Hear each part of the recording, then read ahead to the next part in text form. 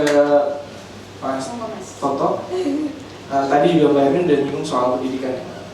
Dan saya kan concern dengan pendidikan gitu, dan beliau juga peduli pada orang-orang yang terpapar gitu, pro-pur gitu.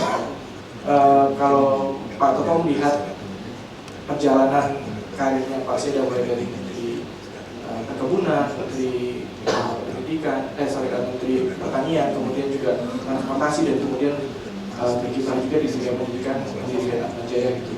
Seberapa besar keberpihakan Pak Seda terhadap orang-orang yang paham? Terima kasih. Selamat malam. Hari selamat tahun. Saya kasih 96. Kenapa saya sebut 96? Nanti yang ke 100 tahun harus ada buku lagi. Apresiasi, selamat kepada para penulis. Jadi sangat menikmati sekali buku ini, Bu Neneng, Bu Dante, dan Pak Dedi. Sebagai Dewan Juri Kanseda Award yang pertama, kira-kira 11 tahun yang lalu juga merancang seperti apa. Saya mengenal beliau melalui tulisan, melalui cerita. Jadi kemudian juga berkunjung ke Flores, ya, berkunjung sampai ujung timur, gitu ya. Mulai dari Bajur, Ruteng, Hukum sampai Inde, Maumere. Saya bisa menghidupkan kembali kira-kira Pak Kanseda seperti apa. Nah, di buku ini saya bisa melihat, mungkin Kak Eri bisa koreksi nanti, seorang anak laki-laki yang begitu ceria di usia mudanya, dan dia begitu haus dengan pengetahuan. Setiap datang ke tempat yang ada bukunya, dia akan baca, dan bahkan berusaha menguasai bahasa yang jauh dari bahasa yang dia ketahui, yaitu bahasa Belanda. Dan kemudian ketemu Presiden Soekarno di Pangasinan, dan ini menunjukkan kepercayaan diri yang luar biasa. Dia maju ke depan itu bicara, lalu ke SD di Dao, ya, dari ke Bali tadi, kemudian sampai ke Muntilan, ke Kolese Sadarius. Dia bergaul dengan lebih luas lagi. Nah, di sini saya melihat akar dari keprihatinan dia dengan sekitar, kemudian dia datang ke Jawa, dan dia lihat ada kesenjangan di sini. Dia melihat bahwa kemiskinan itu ternyata lebih berat di bagian besar dengan timur. Satu saat beliau bercerita pada Profesor Emil Salim yang sebagai kadernya dia, Emil Salim, kamu belum melihat kemiskinan sebelum kamu ke Indonesia Timur. Dan itu benar. Bahkan di Papua, kalau kita lihat kenapa orang pakai koteka nggak pakai baju, karena mereka nggak punya baju. Jadi bukan karena mereka ini berpakaian ini. Jadi seperti itu yang menurut saya membuat dia punya visi bahwa kalau kita memiliki kebijakan publik itu harus memperhatikan mereka di bawah. Dan kemudian saya juga pelajari bahwa dengan memperhatikan yang di bawah, kita akan bisa secara otomatis mengangkat yang sudah di atas. Jadi konsentrasinya tidak di kelas menengah atau kelas atas, tapi justru di kelas bawah. Dengan begitu dia mengungkit bangsa ini untuk bisa menjadi lebih maju. Nah, di situ sebenarnya kebijakan dia kenapa terkesan gitu ya, terkesan pro, dan itu inherent dalam dirinya, rasa keadilan. Dia bisa membedakan mana barang privat dan mana barang publik, bahkan ke anaknya sendiri. Jadi ketika beliau marah sama anaknya mungkin main air atau memboroskan aset negara, itu kelihatan sekali bahwa beliau juga concern dengan sumber daya ini harus dibagi dengan baik untuk Itu yang menurut saya di situ. Dan sekali lagi juga Pak, di pengantarnya Bu Nesa kalau tidak salah itu beliau juga sempat bilang berikanlah pada orang itu apa yang menjadi haknya. Nah, kalau melihat dari konteks itu gimana Pak? Iya, jadi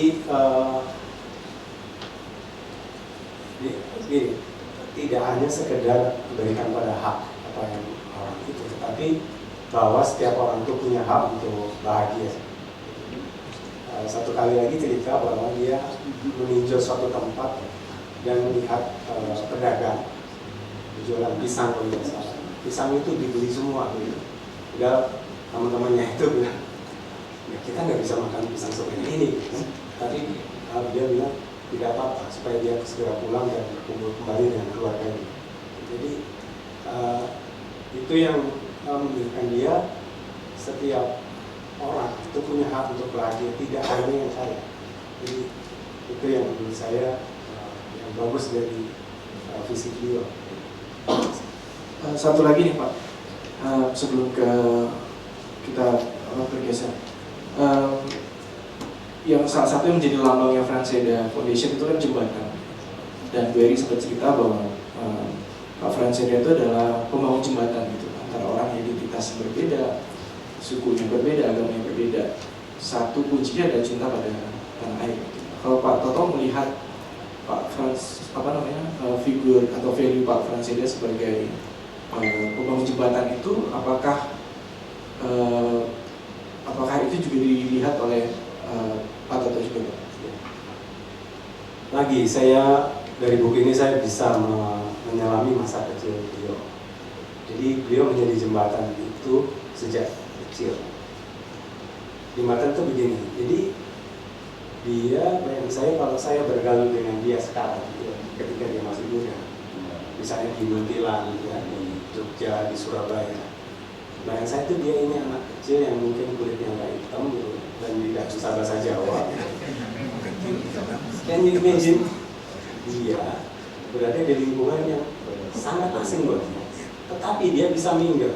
That's the bridge. Jadi bayang saya dia ketemu kiai, dia ketemu tokoh-tokoh agama yang lain, itu dia bisa dipercaya. Ketika dia dalam zaman susah, ketika kolese itu harus ditutup misalnya, dia harus bekerja keras. Bayangkan dia bekerja membatik misalnya, gitu yang skill sensorik mikro yang mungkin nggak terlalu bagus. Tetapi orang di sekitarnya itu merasa dia part of us. Padahal dia physically totally different.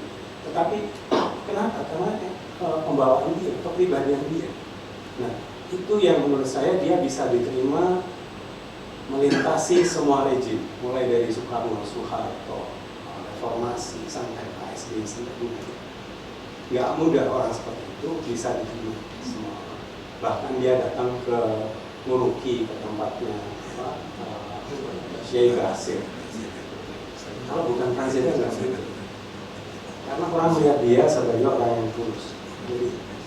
Jadi banyak modal dia harus menjadi jembatan. Dan kebetulan juga dia barang setiap orang mau di Katolik atau di luar Katolik, dia akan bilang, it's fine, you keep your religion. As long as, tetapi jadilah seorang Indonesia. Nah itu yang jadi selalu dia tekankan kita berbeda, tetapi kita sama-sama sebagai bangsa. Itu yang akhirnya dia menjadi jembatan. Cuman satu lagi boleh saya berikan catatan di sini adalah sayangnya tidak banyak Franseda lagi. Nah, ini salah satu menurut saya kegagalan pendidikan kita. Dengan kita tidak bisa mendeteksi anak-anak berbakat khusus seperti dia saat ini. Saya juga mengajar kelas pendidikan anak jenius. Yang salah dari pandangan terhadap anak berbakat atau anak jenius adalah seolah-olah itu anak berbakat. Padahal banyak sekali anak berbakat di tanah air ini yang ada di pelosok. Kalau teman-teman tahu cerita Laskar Pelangi gitu ya, tahu Lintang kan, jadi apa dia akhirnya?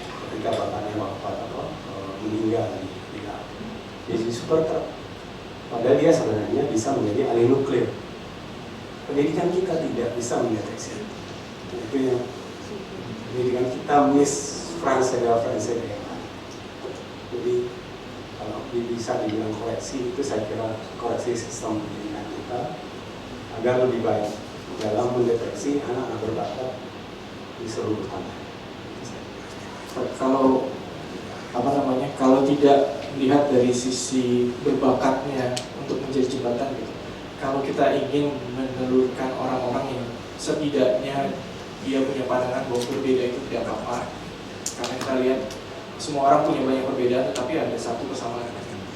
Nah kira-kira selain mengubah sistem pendidikan itu apalagi yang bisa kita lakukan untuk menghasilkan orang-orang yang seperti Pak Franseda yang dia bisa bergaul dengan semua orang dari berbagai identitas dan meninggalkan identitas untuk kemudian menjadi kami gitu. Ya, kendala utama paling utama untuk pendidikan memang dibilang sebagai eskalator untuk naik. Tapi kendala utamanya adalah ekonomi. Dan saya senang karena saya bilang Anda jangan sampai tidak bisa sekolah di Majaya karena uang. Tapi kalau Anda tidak pintar itu masalah.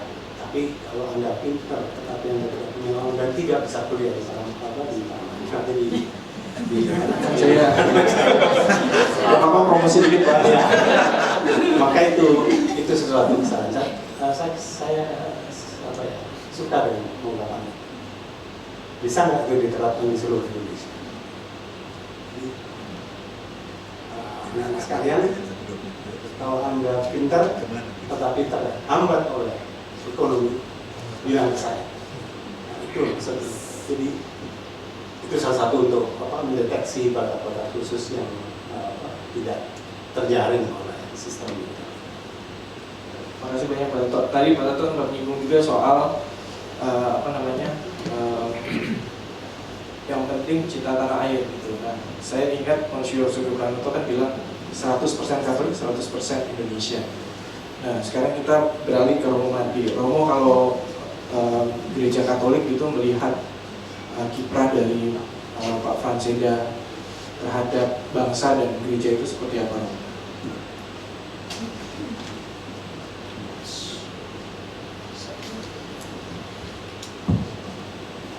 Terima kasih.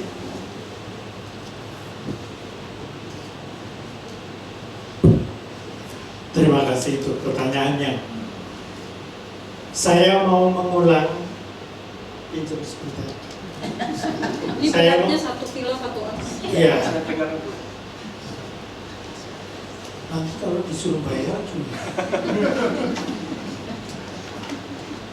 Saya ingin mohon Anda yang tidak bawa buku membaca kalimat pertama dari buku ini. Yang pada hemat saya kalimat yang sangat penting. Bunyinya begini.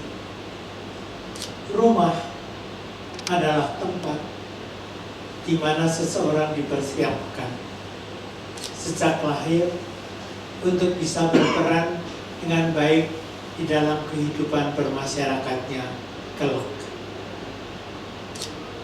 Saya anggap ini kalimat terpenting seluruh buku. Mengapa? Karena saya melihat di situ Pak Franseda menemukan jembatan, dan di situ pula ia membuat jembatan sehingga meletakkan jembatan bagi dia bukan pertama-tama ekonomi, enggak, bukan pertama-tama kepintaran, enggak. Saya beri contoh mengenai 2 makhluk yang kita kenal. Namanya Eri dan Nessa. Apa itu? Waktu saya pertama kali kenal Eri dan Nessa, saya membayangkan yang bukan main. Salah satu yang saya masih ingat, waktu saya diajak oleh Eri masuk kamarnya Nessa yang sakit. Itu jembatan. Bukan jembatan ekonomi, bukan jembatan kepintaran, tapi jembatan yang menghubungkan kita dengan Dia. Bahwa bagi saya itulah warisan yang saya terima dari Pak Franseda.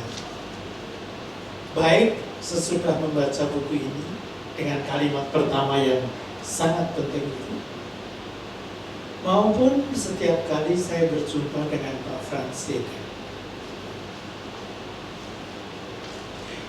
Setuju saya tentang jembatan, tetapi ini hanya mempunyai arti kalau saya memahaminya sebagaimana dia memahami. Dan saya menangkap itu tadi. Karena dalam tulisan Eri dan Nessa, maafkan, nggak saya sebut Bu Eri dan Nessa, saya melihat jembatan yang ditaruh oleh bapaknya agar mereka membuat jembatan berikutnya kepada orang lain. Itulah kaderisasinya. Bagi dia kaderisasi itu seperti itu. Itu saya dapat ketika kakak saya masuk ke departemen yang dipimpin oleh Pak Franseda. Ada satu kakak saya yang pernah bekerja pada waktu Pak Franseda menjadi Menteri Perkebunan. Dia belum lama tamat sekolahnya. Saya sayangkan karena sebetulnya dia mau meneruskan menjadi pegawai di kebun anggur Tuhan, tapi akhirnya dia menjadi dengan bentuk lain, dan itu jembatan juga. Artinya, kata kunci jembatan tepat, tapi harus dipahami dengan tepat. Anda menyebut mengenai gereja. Gereja itu bagi saya abstrak.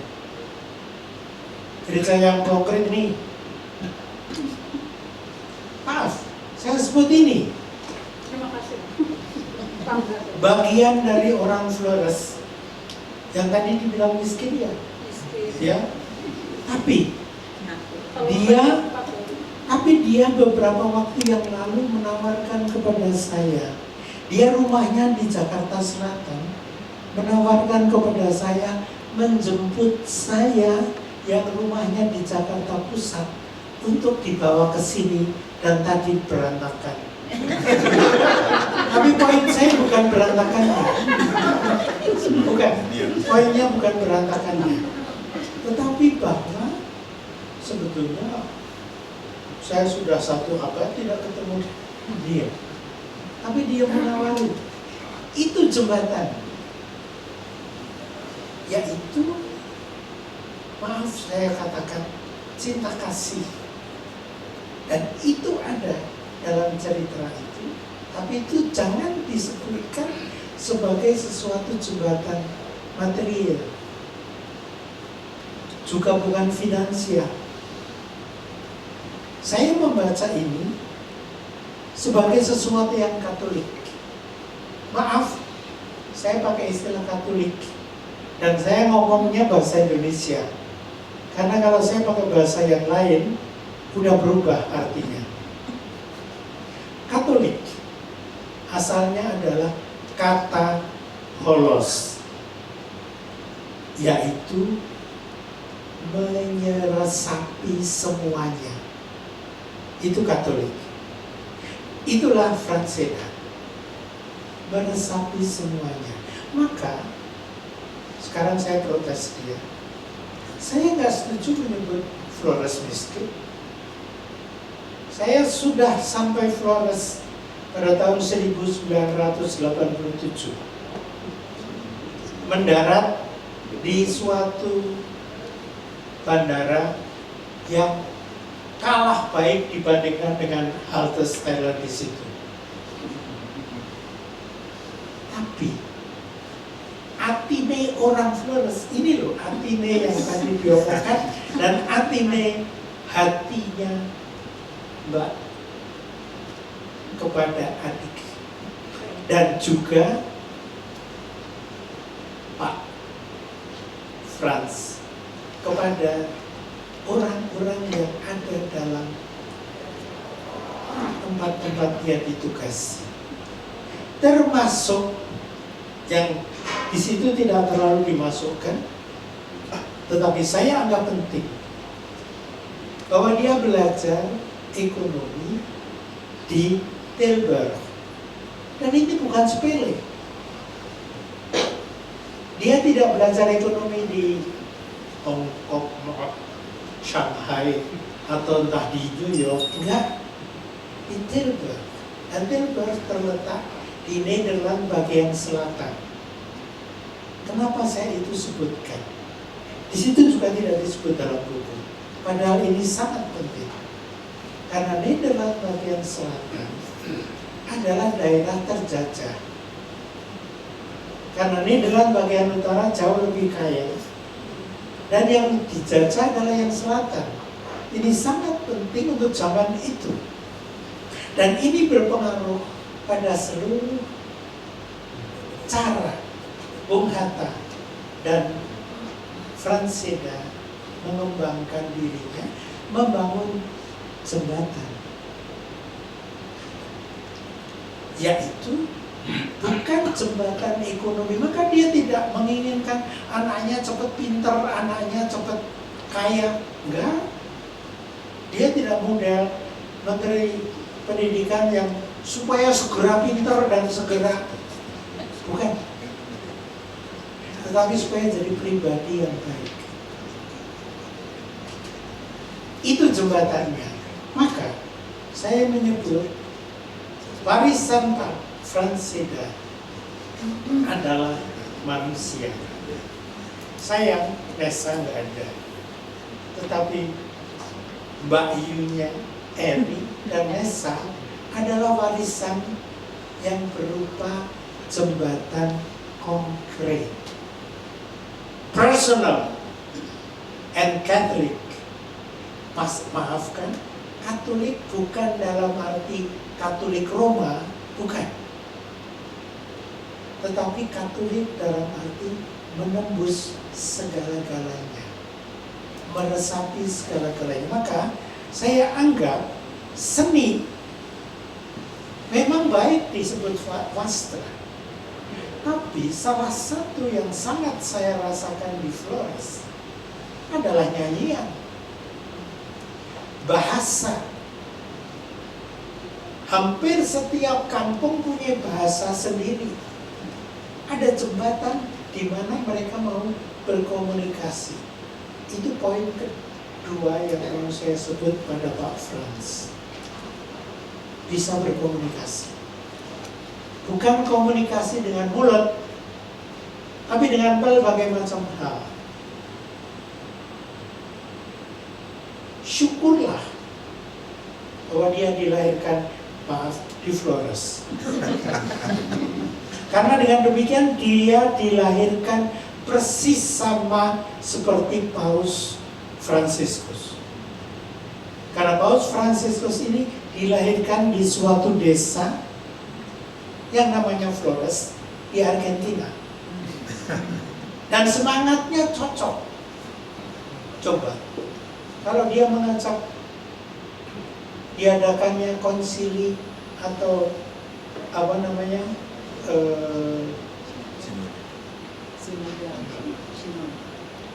jalan bersama sinode dengan mengikut sertakan awam dan anak-anak kecil dan seterusnya dan sebagainya, itu jembatan.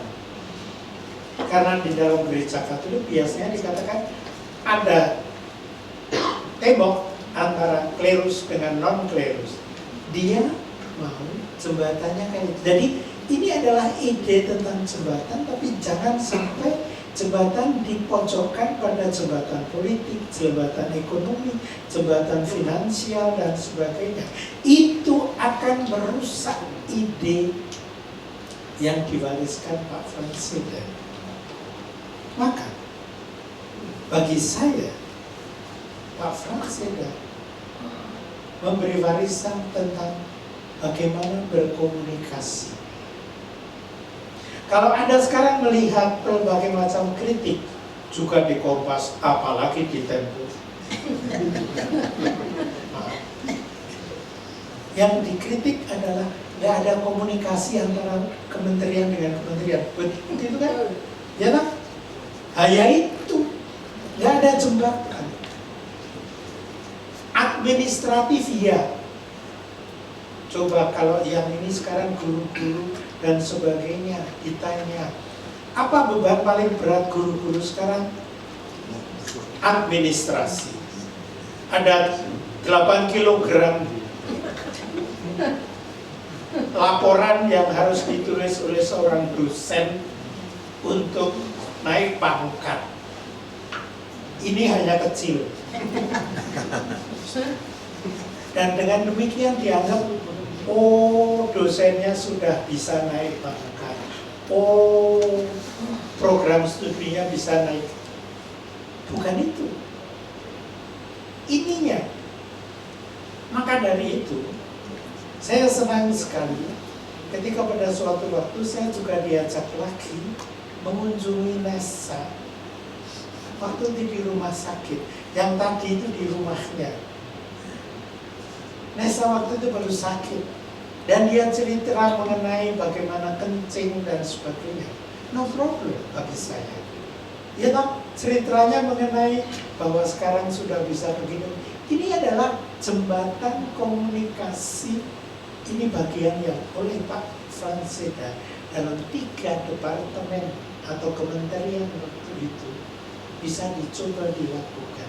Dan Anda semua tahu bahwa perubahan antara presiden satu dan presiden yang lain betapa rumit. Coba baca koran hari ini, berapa presiden saling bertengkar satu sama lain, kata-kata satu sama lain. Kok nggak ada jembatan? Ini poinnya Seda. Tapi dia belajar untuk itu. Belajarnya dari kampungnya, lalu ke SD-nya, dan lalu dia ke Mundilan. Dari Mundilan dipindah ke tempat lain lagi dan seterusnya. Itu adalah membangun jembatan tidak dengan apa-apa tapi dengan pribadinya. Dan pada waktu dia sampai ke Nederland, masalahnya bukan bahasa Belandanya, bukan. Tapi seluruh problematik antara negeri Belanda dan kita.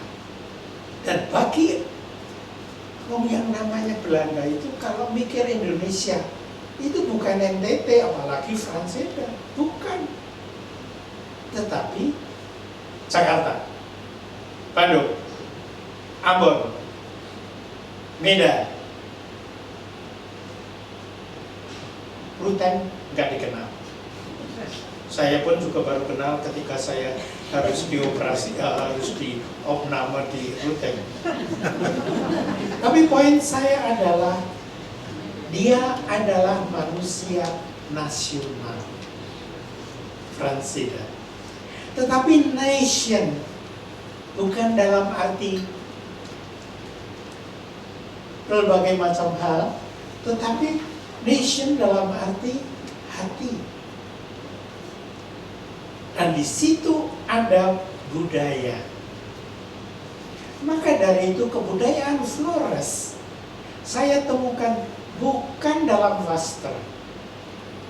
Kebudayaan Flores bukan dalam sambal yang sangat pedas yang saya terima, maupun apa yang tadi saya bilang membuat saya sakit gula. Hah? Bukan, itu apa? jagung yang kecil-kecil. Titi. Jagung titi yang membuat saya sakit. Bukan itu adalah material. Tapi keramaian orang Flores yang melihat anak bego seperti saya. Karena waktu itu saya baru beberapa waktu jadi dosen di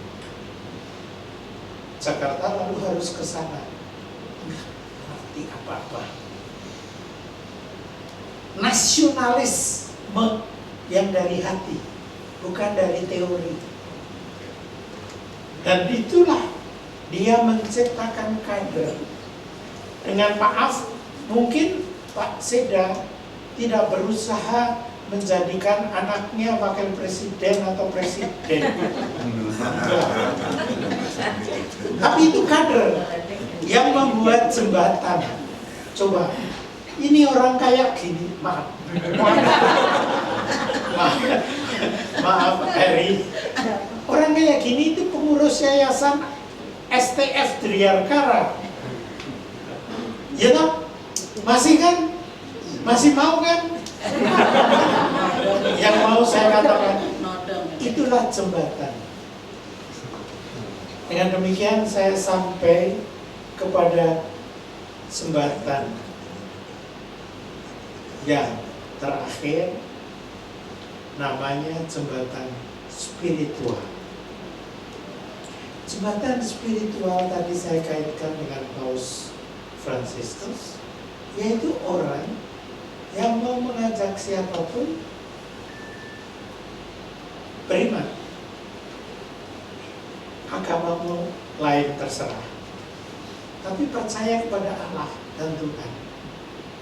Dan bagi saya itu warisan membangun jembatan. Tapi jembatan dalam arti itu, bukan jembatan dalam arti ekonomis, politis, dan benda-benda material bagaimanapun. Kenapa? Karena jembatannya adalah Yesus, yang bagi dia sejak kecil sudah jadi jembatannya. Dia ngomong dengan pastornya, dia ngomong dengan teman-teman sama-sama miskinan, dia sambungnya dengan anak-anak modelan ya karena Yesus itu. Nah, dan seterusnya, sebagaimana saya kira saya harus menutup karena menurut saya diberi waktu 10 menit, tapi ini sudah lebih dari 10 menit. Tapi saya nggak berani top. Karena antara dia dan saya belum ada jembatan. Terima kasih banyak Romo. Kebetulan kita punya waktu sekitar 10-15 menit lagi. Mungkin kalau ada dari floor yang ingin bertanya atau memberikan pendapat, dipersilakan. Mungkin 2 atau 3 mungkin. Baik Romo yang di sana, Romo Roni.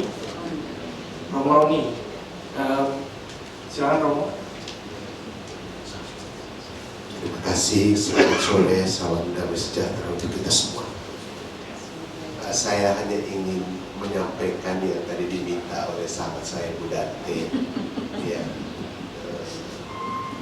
tentang local wisdom, ungkapan dari kearifan lokal yang tertulis di depan rumah Bapak Frans di kampung Lekebai. Ya.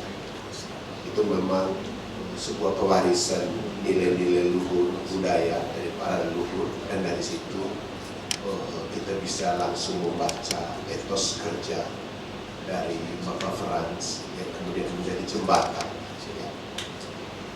yaitu Koba Kelah Sekana, Lejakai Meta, Ujakai Rusa, yang berarti berkarya setiap saat tanpa mengenal waktu. Itu yang ingin saya sampaikan, yang diminta sahabat saya Badante tadi. Yang kedua, saya langsung sesuai juga dengan apa yang menjadi harapan dari perjumpaan kita pada kesempatan ini, ke arah Bapak Franseda menjadi pahlawan nasional.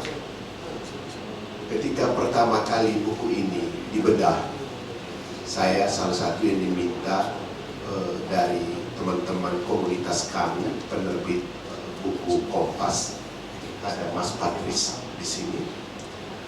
Itu saya menyampaikan dengan jelas tentang hal ini, dan saya menulis ya walaupun ukuran lokal.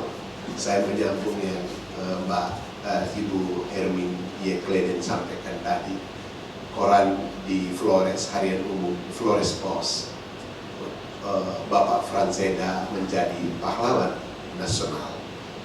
Dan saat ini, realitas yang ada saat ini di sana untuk mengenal Bapak Franseda, dan saya pikir Provinsi Nusa Tenggara Timur yang nanti akan mengusulkan ke arah itu sudah ada 2 yang mengabadikan nama dengan nama Bapak Franseda, yaitu jalan utama di depan kantor gubernur di ibu kota provinsi di Kupang, kantor gubernur Provinsi Nusa Tenggara Timur, itu jalan Franseda berdampingan dengan jalan El Tari, gubernur NTT yang amat terkenal itu. Lalu yang kedua, bandar udara YOT di Maumere, Kabupaten Sika di Flores, sekarang menjadi bandar udara Franseda, untuk kita mengabadikan nama sosok Bapak Franseda.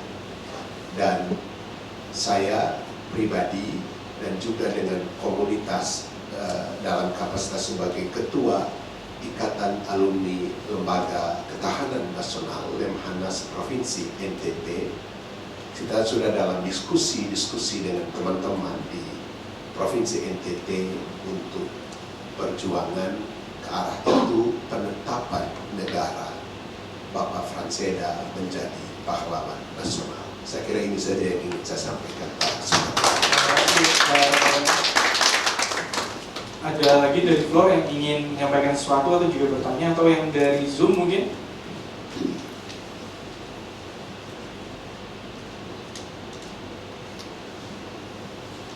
Dari Zoom?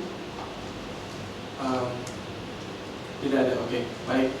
Kalau gitu mungkin saya minta sedikit respon dari Mbak Hermin dan juga para penulis mungkin soal tadi usulan yang baik sekali dari disampaikan Romo Rodi tadi soal negara menjadikan Pak Franseda sebagai pahlawan nasional. Oh iya, silakan. Satu hal yang sangat juga mungkin belum kita sebutkan tadi adalah nilai-nilai bersyukur kepada Tuhan gitu ya. Mungkin belum banyak yang tahu bahwa Bapak juga menulis lagu gitu. Jadi kalau boleh saya minta sedikit waktu untuk menayangkan lagu itu. Baik, saya harus buat pengakuan ini Romo, saya bersalah ini. Tadi saya sudah janji sama Bu Dante untuk sebelum lanjut memutarkan lagu itu dulu, tapi saya betul-betul apa. Jadi saya mau di Siap.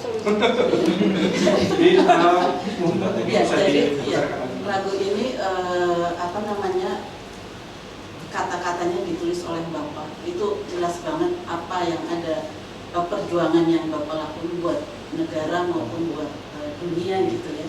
Jadi saya rasa bagus juga untuk kita dengar bersama. Lalu aransemennya itu oleh Pak Binsar yang kebetulan adalah teman Bapak di Muntilan, Mas Wandi ya. Monggo Mas. Oke, thank you.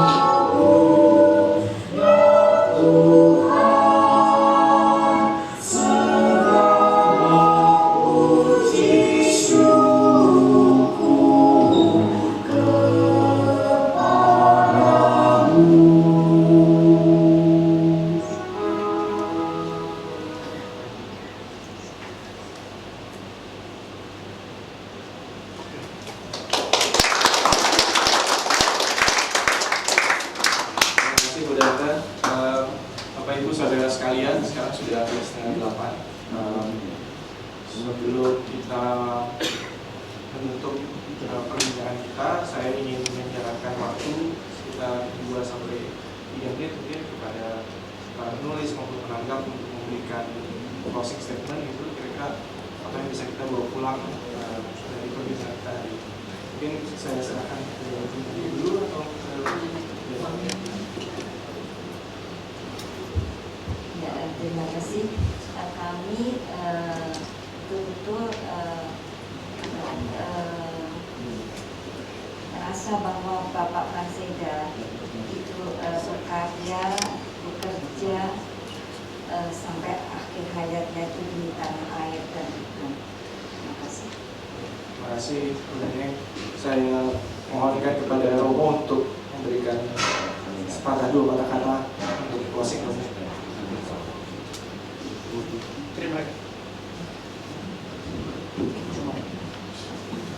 Terima kasih. Ada 2 hal yang saya anggap pantas kita bawa. 1, puji dan syukur sebagai bagian dari warisan. Itu salah satu lagu yang pada iman saya senantiasa pantas dinyanyikan di dalam maupun di luar ibadah. Yang kedua, marilah kita menjadi jembatan. Jembatan batin, jembatan roh, seperti Pak Franseda. Jadi seperti Pak Franseda mengaturkan syukur kepada Tuhan, juga kita menjadi jembatan antara kita dengan sesama. Tetapi yang masih lebih penting lagi, jembatan antara kita dengan Tuhan, supaya dengan demikian kita menjadi saksi iman sebagaimana Pak Franseda ingin melakukan juga. Terima kasih. Terima kasih Romo. Pak Toto.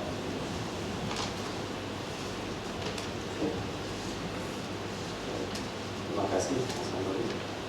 Pertama tentu dalam ini pasangan pribadi bagi masyarakat, terima kasih. Berterima kasih kepada keluarga Franseda, KRI dan keluarga.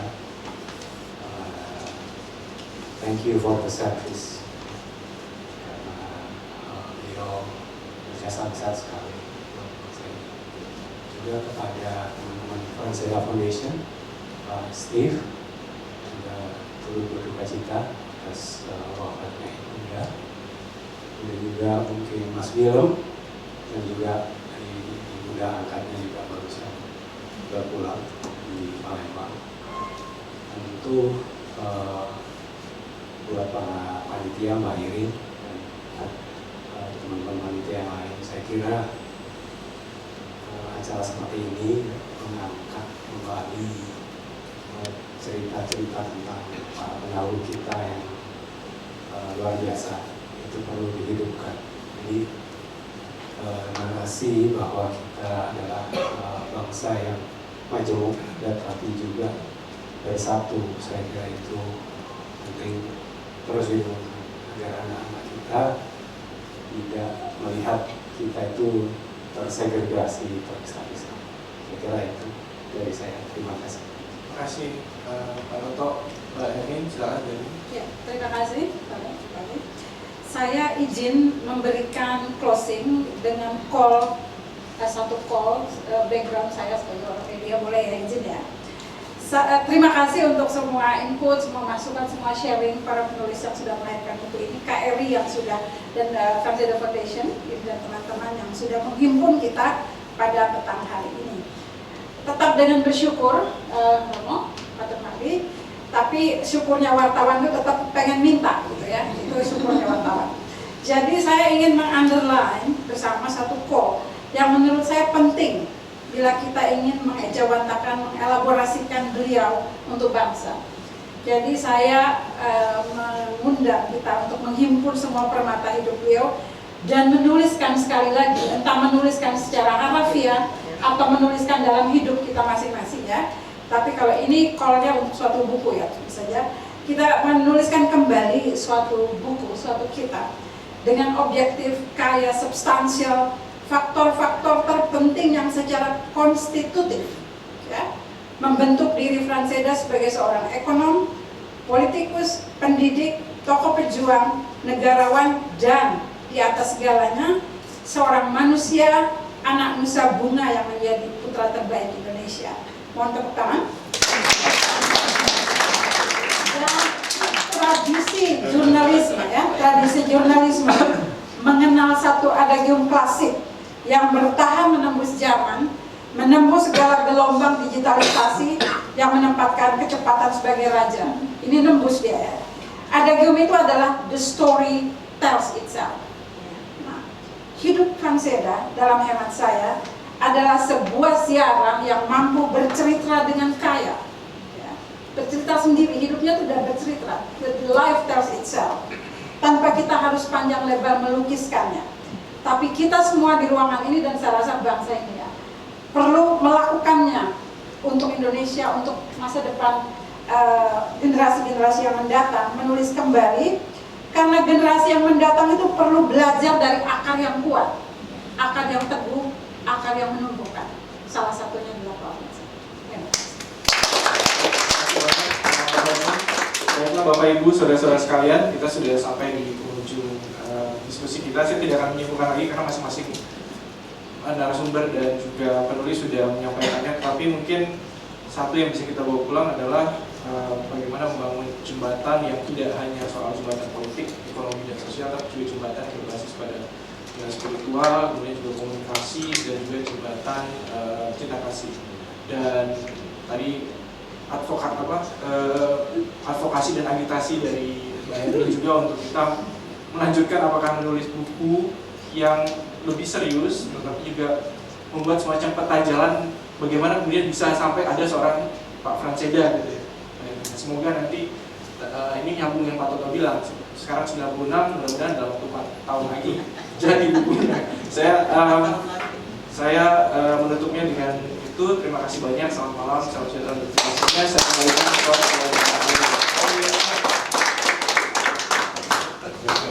kita berikan tepuk tangan sekali lagi untuk yang sudah hadir pada malam hari ini, Romo Profesor Dr. D.S. Maria Naja SJ, Ibu Sri Sintasari Iskandar, Ibu Diana Damayanti, Bapak Beni Grata, Bapak Toto A. Sufianto, dan kakakku Ibu Hermin Kreden, dan moderator yang luar biasa pada malam hari ini, my fellow Franseda Foundation Alumni Antoni.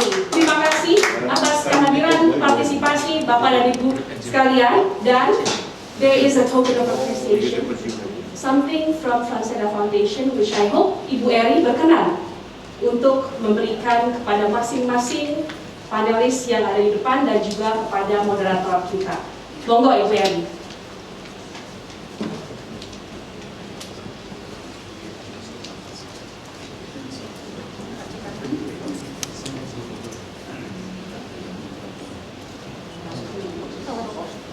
Boleh berdiri Bapak dan Ibu semua. Yang pertama kepada siapa? Ibu Eri. Romo Marti dan Ibu Eri boleh berfoto bersama dulu menghadap kamera. Ya, dan selanjutnya siapa? Willem. Kepada Tante Neneng. Kita berikan tepuk tangan Bapak Ibu. Dan juga berfoto bersama dulu Ibu Eri dan Tante. Hati-hati, mohon dibantu Antoni. Terima kasih. Baik, dan selanjutnya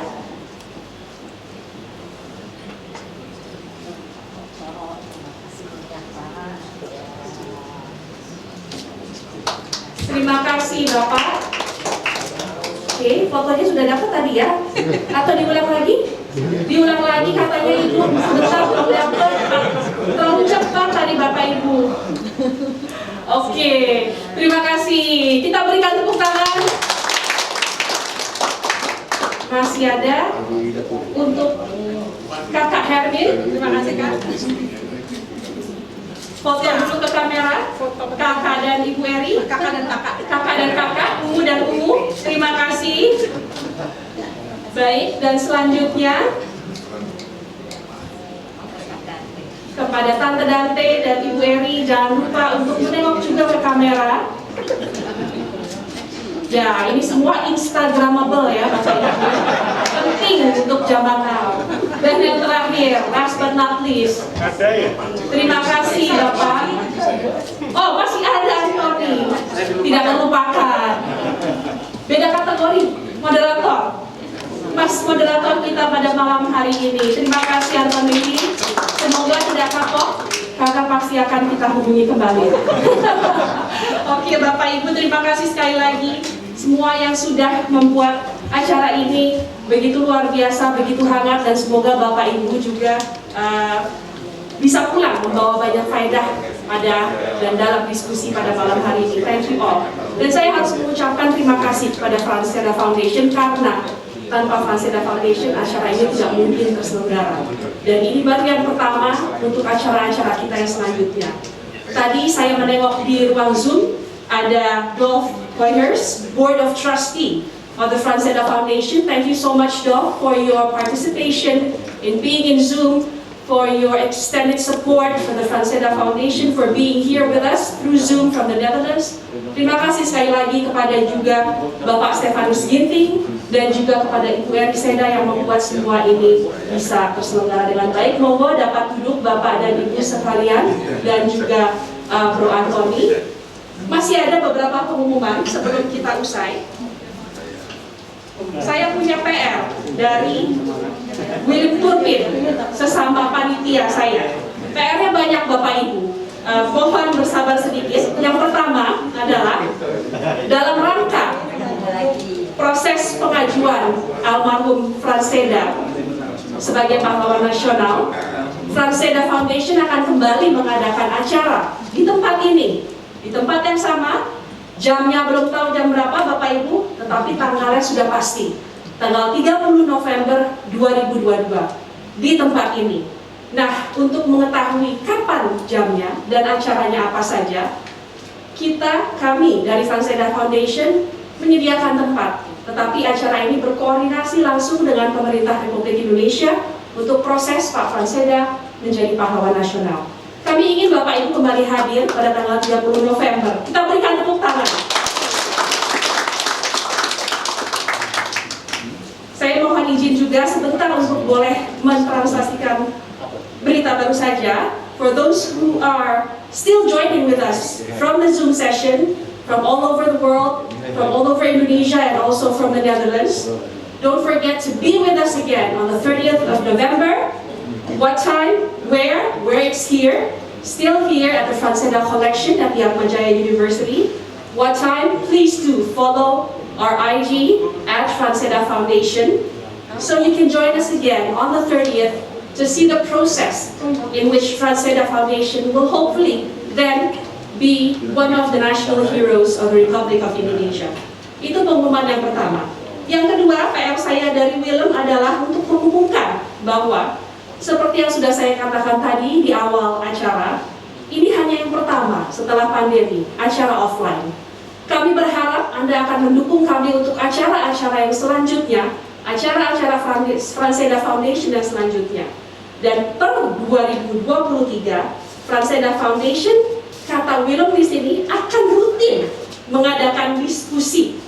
Info lengkapnya, follow dan pantau Instagram kami. Jadi Willem minta Bapak Ibu sekalian untuk follow at Franceda Foundation. So guys, who are still joining with us from Zoom, my fellow alumni dan Bapak Ibu sekalian, those who are still joining us from the Zoom session from the Netherlands, please do still follow our IG Franceda Foundation, because this is just the beginning of the many events that we will still be conducting through the Franseda Foundation series program here at the Franseda Collection at the Atmajaya University. Yang ketiga, Bapak Ibu, Franseda Foundation baru saja saya mendapatkan kabar bahwa akan mendukung tabula.id. Itu juga bisa dilihat di IG tabula.id untuk mendukung diselenggarakannya World Mental Health Day pada tanggal 22 Oktober 2022. Please datang untuk meramaikan acara ini. On the 22nd of October 2022, Franseda Foundation will be sponsoring and will be supporting the event of tabula.id. Tabula is TABULA.id for the World Mental Health Day. So we hope that you will join us on the 22nd of October too, besides the very important event on the 30th of November. Itu yang ketiga. Yang terakhir Bapak Ibu yang saya tidak perlu translasikan ke dalam bahasa Inggris adalah makan malam kita. Sesuai dan seusai acara ini, Bapak Ibu dipersilahkan untuk mengikuti Willem yang tadi sudah janji akan berada di belakang saya untuk mengarahkan Bapak Ibu keluarnya lewat mana dan boxnya di mana nih yang Bapak Ibu pulang. Dan tidak hanya box dan minum yang akan mengenyangkan perut kita, tetapi atas kemurahan hati Ibu Yani Seda, semua yang hadir pada malam hari ini akan mendapatkan satu buku untuk dibawa pulang. Tidak perlu ditransfer kemana-mana, Bapak Ibu. Semuanya silahkan dibawa pulang. Bapak Ibu mulai bisa membaca nanti malam. Untuk teman Bapak Ibu selain ditemani Netflix dan lain-lain ya, Bapak Ibu silahkan dibawa pulang. Bagi yang merasa belum mendapat buku, silahkan Willem dicolek saja. Terima kasih Bapak Ibu atas dukungan acara pada malam hari ini. Saya cek sekali lagi, kayaknya pengumumannya udah ya bro ya, nggak ada yang salah ya. Baik Bapak Ibu, sekali lagi terima kasih, thank you so much. Please be again with us next time for another event with Franseda Foundation.